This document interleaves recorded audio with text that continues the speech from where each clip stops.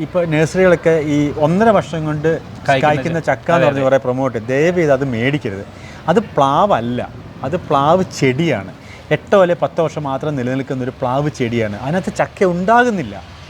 ചക്ക നമ്മൾ കഴിക്കുന്നത് എന്തിനാണ്? ഫൈബർ കിട്ടാൻ വേണ്ടിയില്ല. അതിനകത്ത് 0% ഫൈബർ. അപ്പോൾ എന്തിനാണ് നിങ്ങൾ ചക്ക കഴിക്കുന്നത്? നിങ്ങൾ പഞ്ചസാര എടുത്ത് വരട്ടെ അവരെ.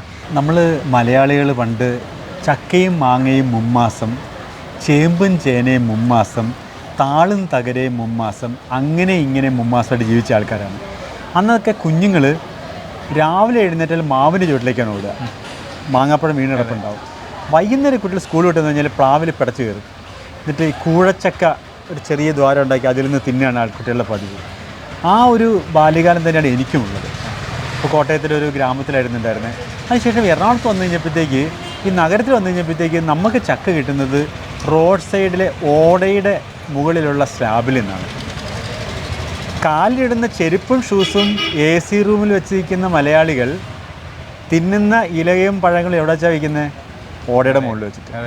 അപ്പോൾ ചക്കയ്ക്ക് 2012 മുതലൊക്കെ, ഞാൻ വരുന്ന സമയം മുതലൊക്കെ ചക്കയെ കിട്ടുന്നത് ഈ മെയിൻ സിറ്റിയിലൊന്നും കിട്ടത്തില്ല.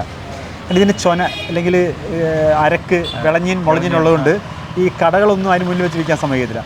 അപ്പോൾ ഈ കുറേ അങ്ങ് മാറിയിട്ട് പൊട്ടിയ ഓടയുടെ മുകളിലുള്ള സ്ലാബിലാണ് ചക്ക ഉണ്ടാവുക.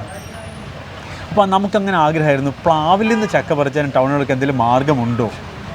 അങ്ങനെയാണ് 2018 സാഹചര്യം ഒത്തു വന്നത്. കാക്കനാടുള്ളൊരു സാറ് പറഞ്ഞു, ഇവിടെ 3-4 പ്ലാവുണ്ട്, ചക്ക നിലത്ത് വീണ് ഭയങ്കരമായിട്ട് പോവുകയാണ്. ഞാൻ പറഞ്ഞു, അടുത്ത വർഷം മുതൽ ഒരു ചക്ക പോലും വേസ്റ്റ് ആവില്ല. അങ്ങനെയാണ് ചക്കക്കൂട്ടം എന്ന് പറയുന്നൊരു കൂട്ടായ്മ ഉണ്ടായി വന്നത്.